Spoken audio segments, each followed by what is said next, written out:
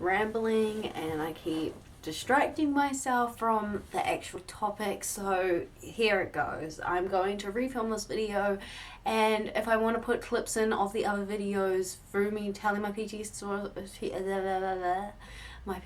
story, I will. Oh yeah, hey guys, so I've already filmed this, well actually, rewind.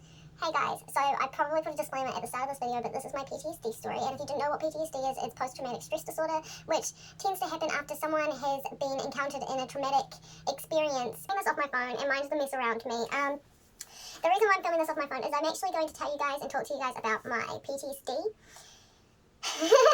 Yeah, that's how we're going to start the video. Fuck. Anyway, so yeah, a while back, in 2018, I went 18, the 23rd of November, around 7 p.m. at a Westtown Pizza Hut in New Plymouth, in New Zealand, of course. It was robbed, and I was the cashier. At this time, I was the only one in the front of the store.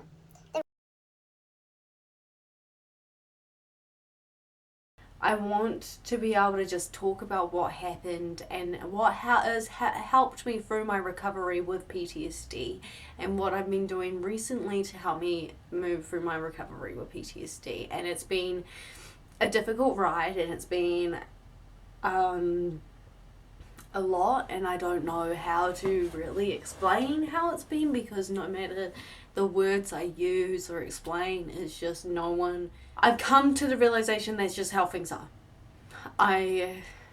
PTSD is something where a person has had a traumatic experience and they've stuck onto that, and they either have flashbacks or they're affected by this experience negatively, like they're too scared to leave their house, they're too scared to do things that they used to love to do, or they're too scared to go around that area which it had happened. Certain things might set them off.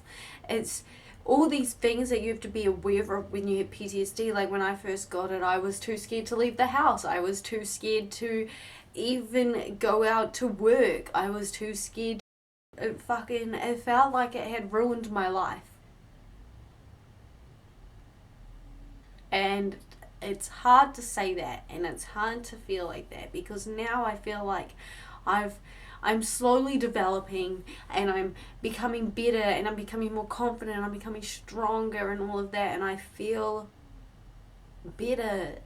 But you know, it's still there, it still lingers. It's not like it's gone in any means. It's just, it's there, and I'm gonna work through it. It's gonna be fine. I'm just rambling on. I was just pretty much scared of everything that I used to do apart from painting and staying in the house.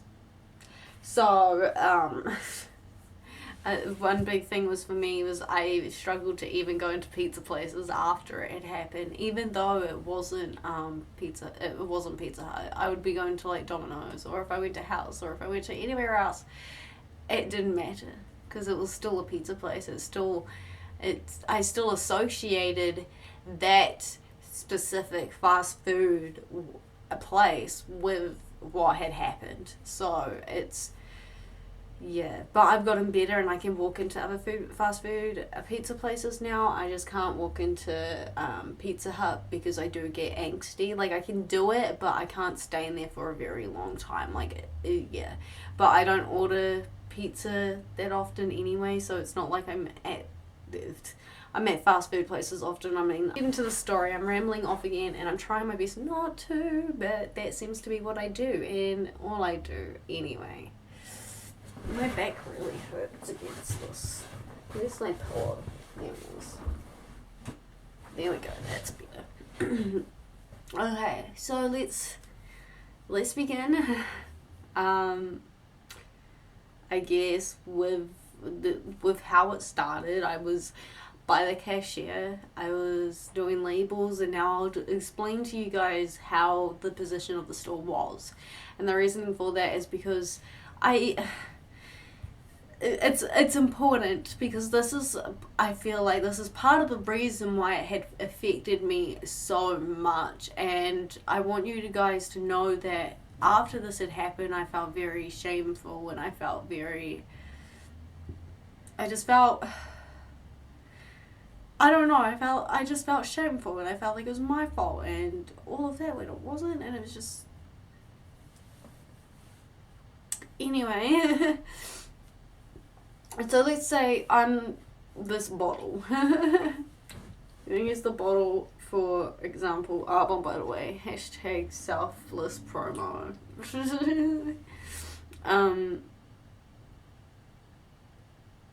Okay. So there's a wall here, there was a counter here, and then there's a warmer here for where the pizzas and the chips and all of that go into.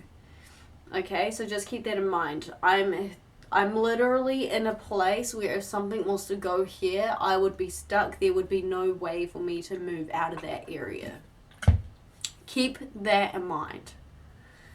Okay, so now the story starts with me just at the cashier in my area doing labels for puddings in the fridge and all of that. And then this guy, he went to the driver door, which was literally right next to the entrance door, so we don't use the driver door at all. It's always locked.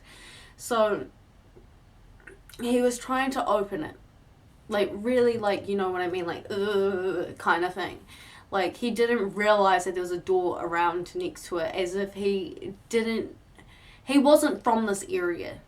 Like, that instantly told you he wasn't from this area. So I was like, okay, cool. So a guy that's really hungry, angry, and isn't from this area is trying to, you know, get in. I didn't think much of it. I knew I got a hostile, like, vibe, and I got, like, negativity and all of that, but I didn't think anything of it at this point. Until he walked through the actual door once he figured out, oh, that door's locked. So he ran to that door and he opened it. And as he opens the door, the bell went. And that bell was a very big trigger for me for a long time. And I have worked through it, and that does not trigger me anymore, and I'm very grateful for it. But anyway, yes, that bell went off. And as the bell was finishing, he put his mask on. But as soon as he walked in the door, I knew something was wrong. Like, it's hard to explain. Like, I just got, I saw his eyes, and his eyes just, unpredictable. They just screamed danger, unpredictable. My bag covering his face, and I did see his face. But in saying this, I don't remember what it looks like. I chose to shut it out. I don't want to know what he looks like. The most terrifying thing for me personally, when he came through the door, was his eyes. You could tell that he was either on drugs or something, or he was just heated up, because often when I get anxiety, the first feeling I get is heat. I just get this rise of heat throughout my body, and it's like I'm burning inside, and I just hate the feeling. Like, it feels like the bit under my skin is just burning, and then I got that feeling, and I was just like, oh no. And then as he put the mask on, I knew that it was over. Like, the thoughts that went in my head was like, oh cool, I'm gonna die now, like, kind of thing. And then time kind of slowed down, but it, like, sped up at the same time.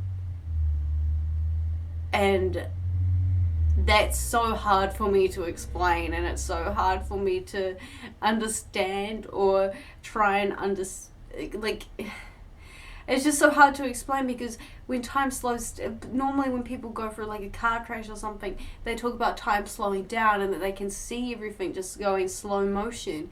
And then other people talk about how things just went so quickly and they couldn't do anything in that. But this was like both. Like, I saw him move and it felt so slow, but then all of a sudden he was right in front of me. Like, it was like in a split second he was there. Like, he'd never been on the other side of the counter before. So you know how I was talking about the wall and the counter and the warmer? Well, he appeared here. So I couldn't move. And that's why that wasn't so important. I couldn't move from that area. I was stuck in that area, and that scared me. So my thought was like, oh, I'll get my keys. I'll stab this guy in the eye. Like, I'll be safe. No. This guy pulls a machete out of his grey track pants and starts wavering it around, threatening and telling me to open the cashier. So I do. Like, so, like, at first I was like, wait, what? Because I was like, I'm not allowed to do that. So I actually said that, wait, what? And he said, open the fucking cashier again. And it was just kind of like a hit. Like, I got hit by a bus. And it was a sudden, like, life or death situation. If you don't give this guy this money, it's your life on the line. So what's more important? And I had to pick a decision. And in that moment, I didn't know what to do at first. But I panicked and I opened the cashier because I was like, my life is more important than money. But then I felt so shameful as soon as I opened it. And before I ran off, I looked back quickly and saw his eyes looking at me and the machete, and I just ran afterwards. But as I turned back, I was like, I felt so shameful because I had just let this guy win. I had let him get the money he wanted. I let him do that. It's just, but as soon as I saw his eyes, I just ran, and I fell by the kitchen, and I just,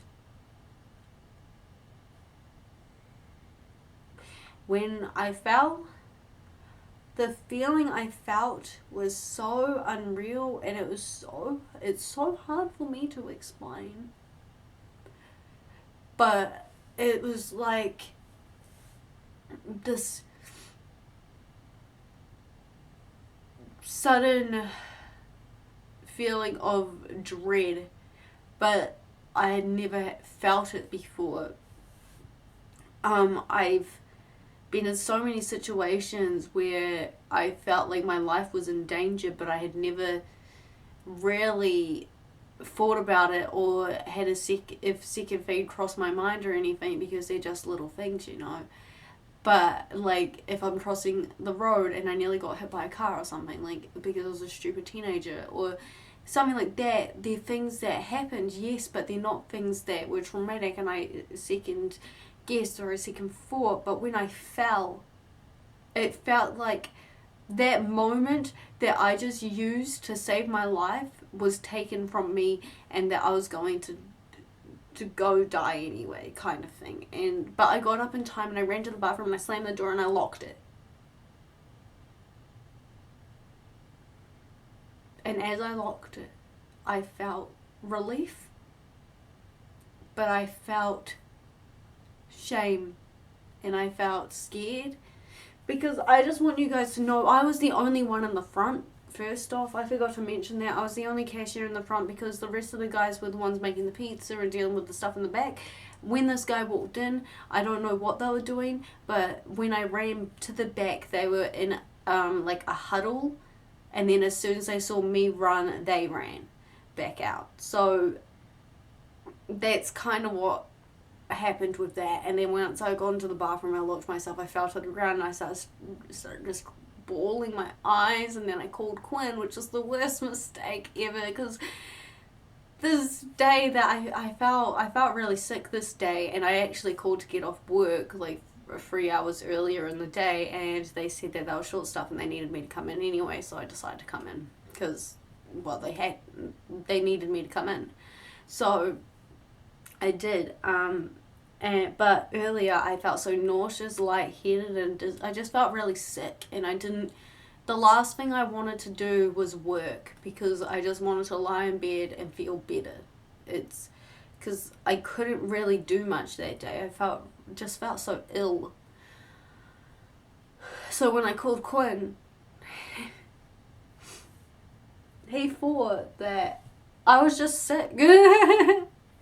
I'm sorry, I'm laughing about it now because it just seems so stupid to me. It's because I was in hysterics and I was crying and all of this, and this whole time he thought I was just sick, and it was just really funny. It's funny to me now, but it wasn't funny to me then, because it was like, I had just been robbed. What do you what do you mean? Like, why are you saying this stuff? I'm not going to be able to work for another hour because I've just been robbed. I can't deal with this. I'm in pain. I can't. And it was just like, it was just an overwhelming, like I'm getting it now, like just that overwhelming feeling, and I just couldn't. And every word that was coming out of my mouth was coming out so fast, and it was gibberish. It wasn't even English, so he didn't even understand what I was saying, and he was so confused.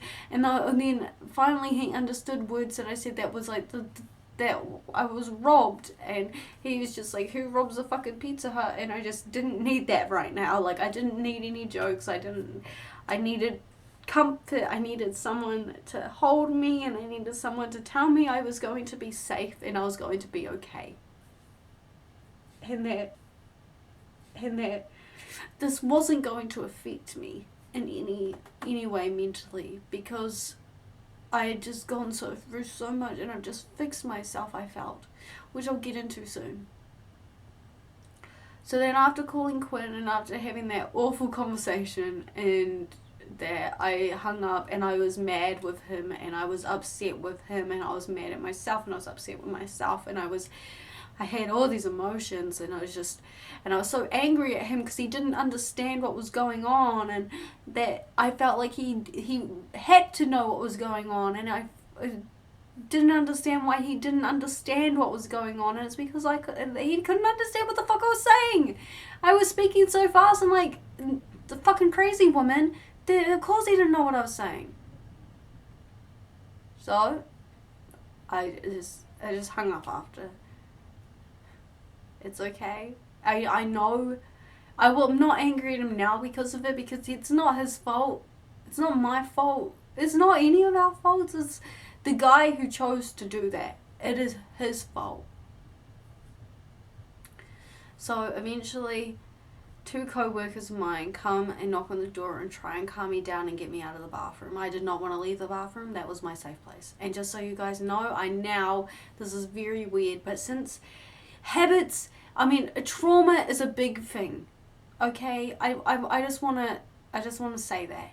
And okay, I just want to say that. And often when we've had things happen to us as kids, or we've had things like that, we tend to associate things with certain triggers or something like that. So now I associate sitting on the kitchen floor or sitting on the toilet with safety. Because often when I was younger, if I felt unsafe, or I had anxiety, or I felt uncomfortable or anything, I would sit on the floor in the kitchen, because it would make me feel grounded, because the floor wasn't a carpet, it was something cold, so it felt like I was solid on the ground. It's hard to explain. But when I was in that bathroom, I had associated the toilet as safety, because as soon as I ran into that bathroom and locked the door, the first thing I saw when I turned around after locking the door was the toilet. And I felt safe. So now I associate a bathroom and a toilet with safety, which is the weirdest thing ever, but I do. So now when I get a lot of anxiety, I either sit on the floor or I go and sit on the toilet, because it just makes me feel a lot more safer and comfortable. But anyway, back into it. When I got out of the bathroom, I saw blood on the ground. Blah, blah, blah. That is actually how I felt. Just whatever words that came out of my mouth. I had just calmed myself down. I had just got people to calm me down. Like, I was still anxiety. I was still fucking, like, tense. But I wasn't in the state where I couldn't move. I felt like I could move again. I felt like I was okay. And I felt like he was gone. But as soon as I saw that blood, I wanted to run back into that bathroom and lock the door and sit on the toilet and just rock. And then not leave. Because as soon as I saw that blood, that was like a warning sign. It was like, oh, he's still here. He hurt someone really badly, and it's your fault. And you could have done something about it, or you could have been hurt badly and someone else would have been saved. It's just, I shouldn't have been thinking like that, but that's how I was thinking. But they brought me out, and this is the part that I enjoy about the story the most, which is so stupid, but after the after the robbery happened, there was cops all over the place, but there was one guy that still came into the Pizza Hut even though it was obvious that you weren't meant to because it had looked like it had just been robbed. And there was a guy sitting on the counter and his fingers were bleeding and all of that because my co-worker's fingertips had actually been chopped off with the machete because he tried to take the weapon off of him. Yeah, so fuck that. Like, I don't know how it would be having no fingertips for a while. That would suck. No. But yeah, so I just came out, the customer came in, and I gave him his 2 hash bites and his garlic bread, because that's all he wanted, and that's all he wanted, and he left, and he asked if I was okay, because my hair was down, which your hair's normally tied up, I had tears streaming down my face, I looked so distraught, and he was like, are you okay? And I'm like, I'm fine, just, here you go, have a lovely evening. I wasn't okay, obviously, but anyway, that's the part of the story that kind of highlights it for me, because it makes me feel somewhat, I guess, stable and normal. Like, it was, I don't know, like, that made me, give me some normalcy after something so dramatic and traumatic. It just gave me something that felt normal and how work was supposed to be, I suppose.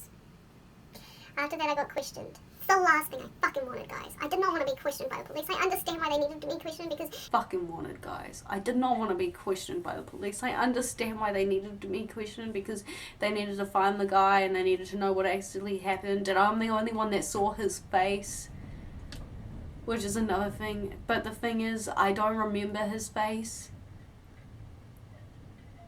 which has affected me a lot. Because I saw his face, but then he put the mask on, but I don't remember his face because it was just so scary.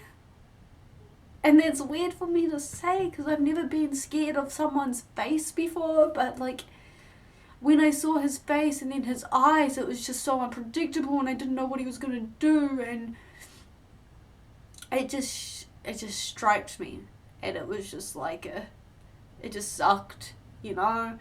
But anyway, and I couldn't remember what his face looked like, which didn't help, and it sucked and all of that because now the guy is loose and the guy didn't get arrested. And honestly, with you guys, I didn't care at first because he's not near me. So as far as I was concerned, he's not close to me. I'm happy. Like, he's still out there. But if I go walking on the street, he won't find me.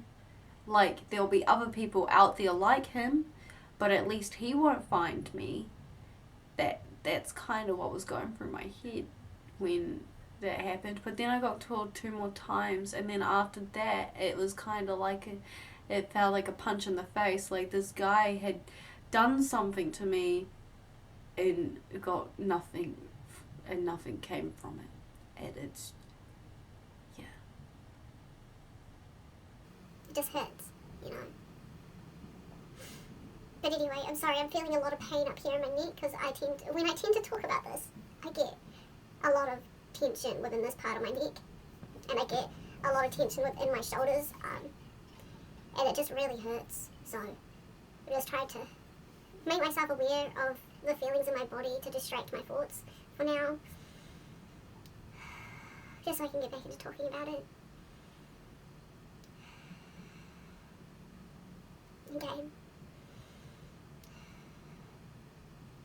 Alright, so... I'm sorry about that. That's a tip that I'm going to talk about soon. Anyway, after being questioned with the police, I called my dad and I told him what happened. And that day, my dad had actually come down from Eltham to New Plymouth to come see me because at this point I was living in New Plymouth and I was living alone. So he came down to come see me and to stay with me the night, which was just luckily it happened. If obviously I didn't want this to happen, but if I had to choose for it to happen on a day, I'm glad it happened on the day that my dad was there, because it made me feel so much safer, and I couldn't drive after that. I would have caused an accident, I would have caused a crash, and I would have, I'm glad he was there, and I was so grateful he was there because my dad means the world for me, and he was pretty much like the only person I needed in that moment because I just felt so unsafe, And I just felt like when I was outside of when I was inside, when I was outside the Pizza Hut, I felt so unsafe. When I was in the car, I felt unsafe. Until I got home, and then I felt safe finally. And then I got into my room, and I slammed the door, and I fell to the ground, and I started screaming and crying and doing all of that because I was just so destroyed. I was so upset, and I was so angry, and I had all these emotions in me built up because there was just so many thoughts going in my head, but one of the main thoughts was I had just done so much though. And what I mean by that, guys, is I had been in therapy 4 years beforehand, and I had worked through my body dysmorphia. Like, obviously I still have it, it's not something you can cure, but I came to understand it, and I came to forgive it, and I worked through all of that, and I worked through all of that, and I worked through my eating disorder, and I worked through all the tendencies of that, and I worked with my addiction through my calorie app, and I worked through my anxiety and how to handle it, and I worked through everything. And I was just about to leave my therapist, and then this happened, and I felt like my whole world was tumbling down around me.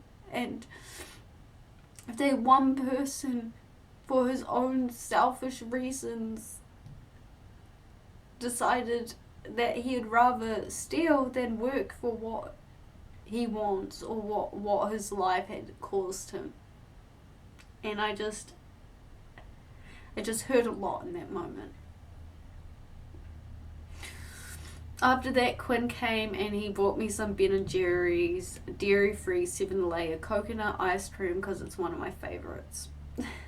And it made me feel Ben & Jerry's ice cream. I didn't eat it until 2 hours later because I was just too distraught to eat. And when I was younger, I actually associated eating with happiness, and I had gotten out of that habit, and I knew in that moment if I had eaten that ice cream, I would have associated it with that feeling again, and I didn't want to do that. So I left it for 2 hours until I felt a little better, and then I ate it. I ate the whole thing because, yeah, I can never not control myself around ice cream. I'm just a freak when it comes to it. But I had that, and then that was kind of what happened, and I felt like I'm hoping I didn't forget anything, but you can never really know with these videos until you watch them back. But all I can do is keep refilming them, and I'm not going to do that for you guys. I feel like this video is the one, and I'm just going to upload this one for you. Yeah. But let's talk a little more about my PTSD and what helped me through it, and what's been helping me through my recovery. So this happened on the 23rd of November 2018. Yes, it was a long time ago. Well, to me, it feels like it was meant to, it feels like it was, it feels like I should be over it, but I'm not. Do you know what I mean? That's what I mean, guys. There's something about PTSD that is very overwhelming, and it's just, no matter how hard you try, and no matter how much you expose yourself and all of that, it's still very hard to overcome the feelings you get in certain situations and what certain triggers cause you. Like, for example, guys, exposure is one of the things that I do to help me, which is exposing myself to the situation, whether it's recording myself talking about it and rewatching that video over and over and over again until once I've watched that video, that I feel like I don't get any anxiety and I don't get much of a reaction from it anymore. And then another version of it is maybe even walking into a Pizza Hut and then staying in there for 5 minutes and seeing how I'm feeling. It doesn't have to be the Pizza Hut where it happened, but you know, it's just that's one of the biggest things I did. So recently I did labels at the cashier for labeling the sandwiches. So like I would write ham on a farmhouse white sourdough bread or something like that. You know what I mean? So I'd do that, and I was writing that by the cashier, and I hadn't written labels by the cashier since the 23rd of the 8th.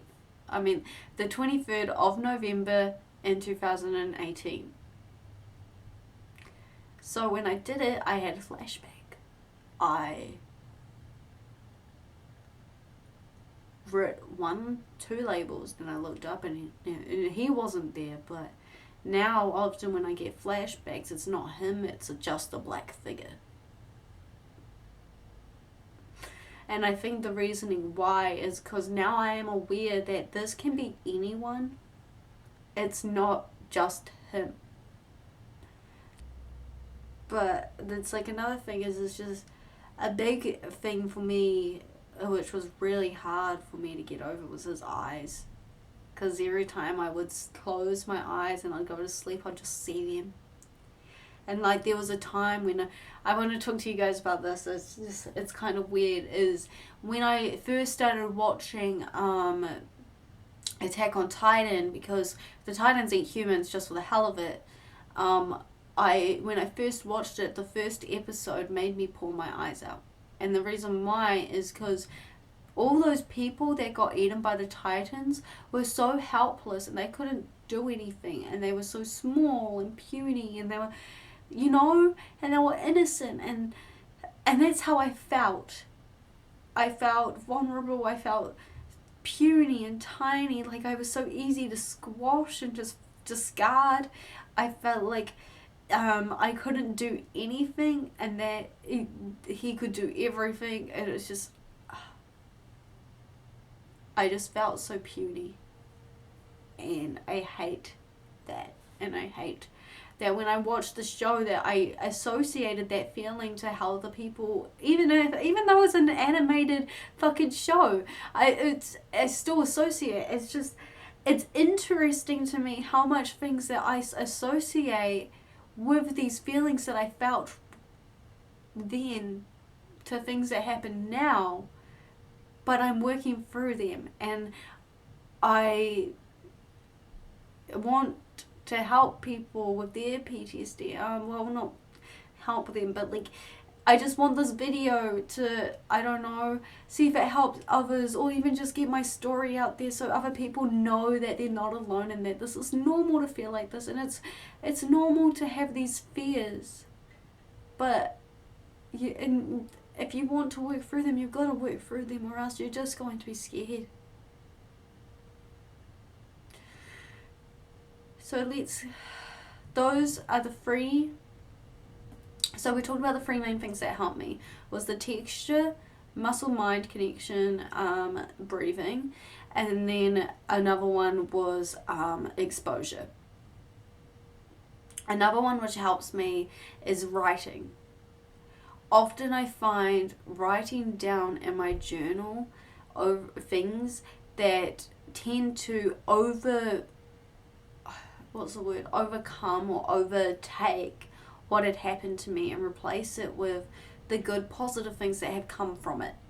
So like, for the fact that I'm much more confident in myself and with things that I choose to do and decisions I make before what happened to me. So I'm grateful for that. I'm grateful that because of what happened to me, I don't have any hesitation to make big movements in my life. Like YouTube, that was a big thing for me. I've always wanted to start YouTube, but I never did it because I had always hesitated and I was always scared.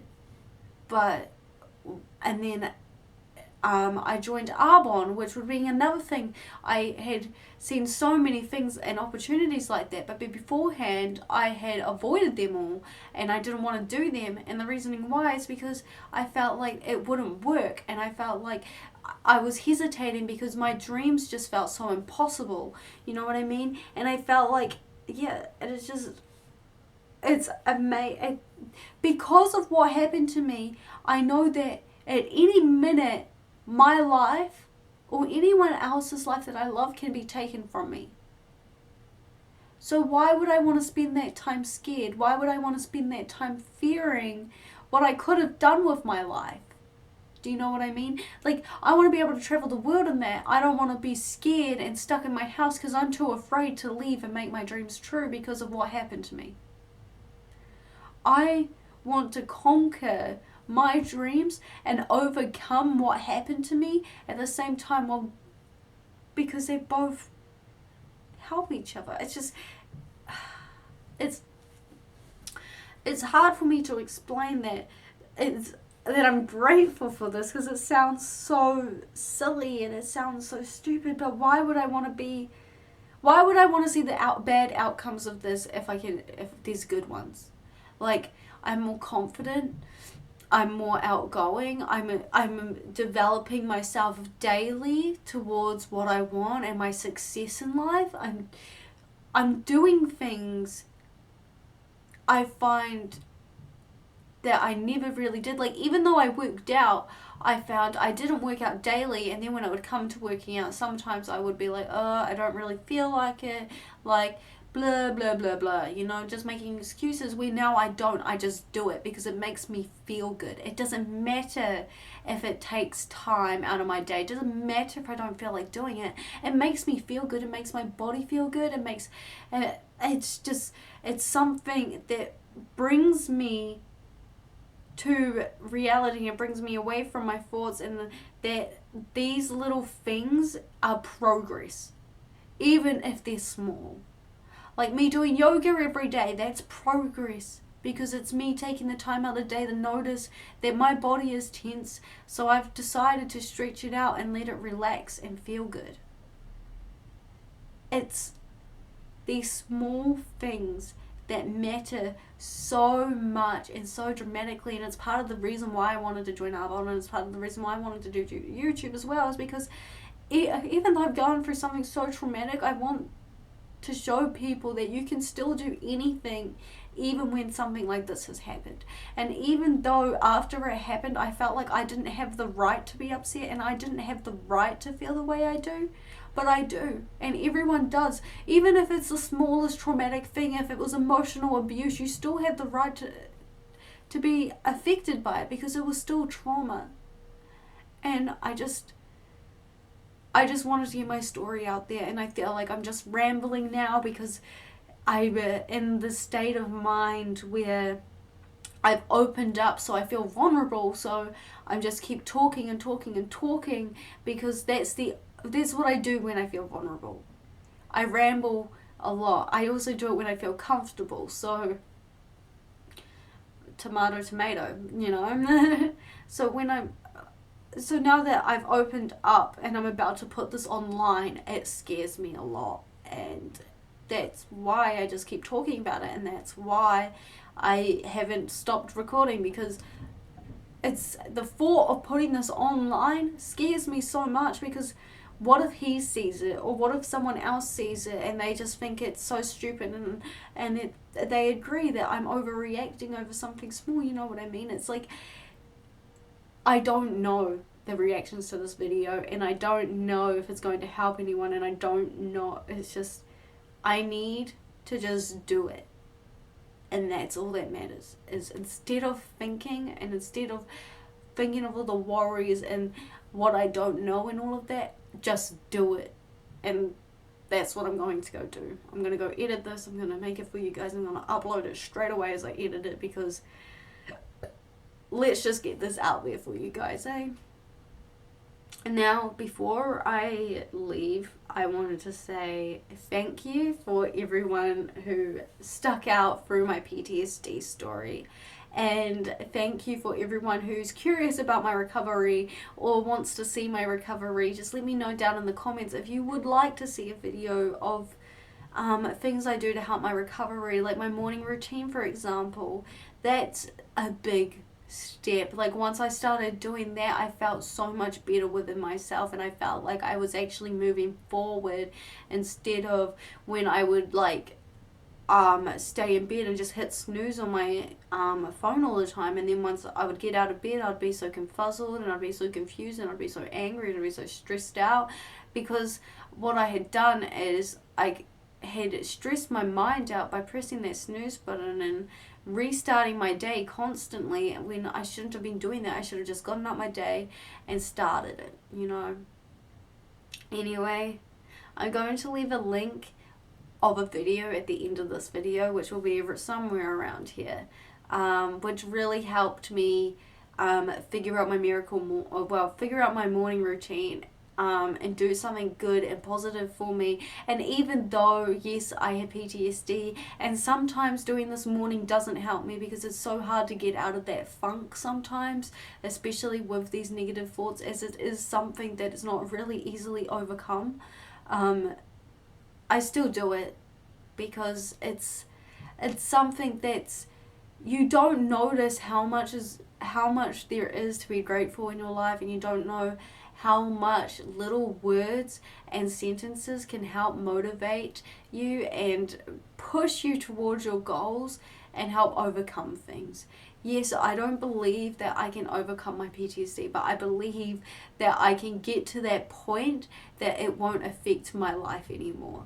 Because yes, it still affects it, but I'm getting there, and I'm feeling, I'm feeling proud and happy that I got a job within a year of what happened to me. I gotten through so many. I've started YouTube, I've started Arbonne, and I'm grateful for those things. And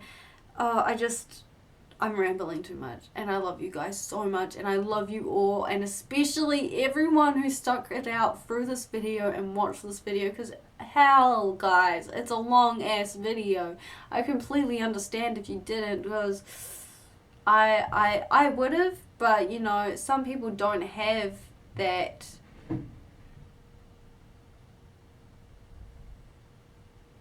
I'm sorry.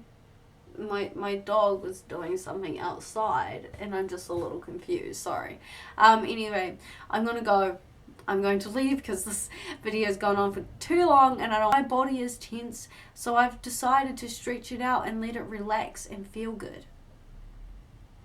It's these small things that matter so much and so dramatically, and it's part of the reason why I wanted to join Arbonne, and it's part of the reason why I wanted to do YouTube as well, is because even though I've gone through something so traumatic, I want to show people that you can still do anything even when something like this has happened.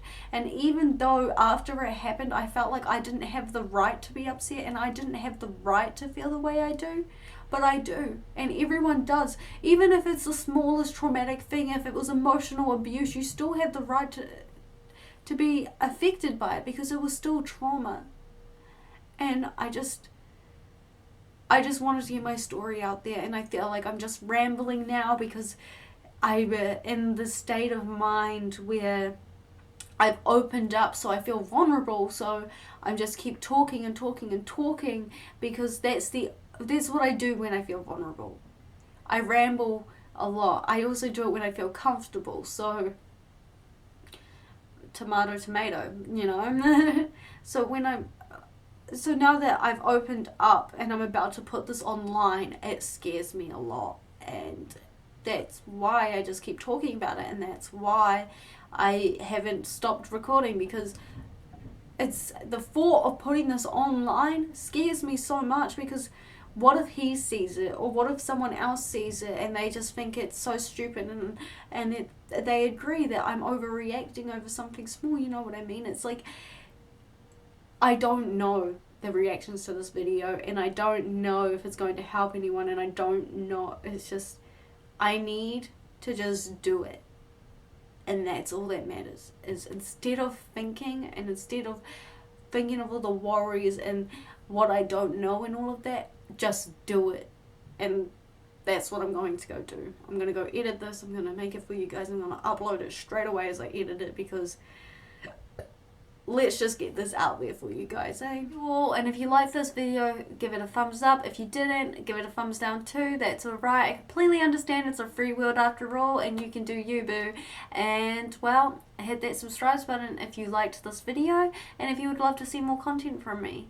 Other than that, I would love to see you guys in my next video, and I'll see you then. If you guys ever want to talk about your PTSD stories, or if you ever want to talk about anything like that, just send me a message and I'll message you back and we can talk about it. I want to help you guys and I want the best for you, and I just want us to be a happy little community helping each other out. And this channel is going to change a little bit. I hope you guys can bear with me. It's going to be a little bit of a shambles at the moment. It's going to be a mixture of my life, and I know mixed YouTube channels don't do well on YouTube normally, but this channel is just me figuring out where I want to go and what I want to do here and what you guys like to see. So I'll see you guys then. Bye.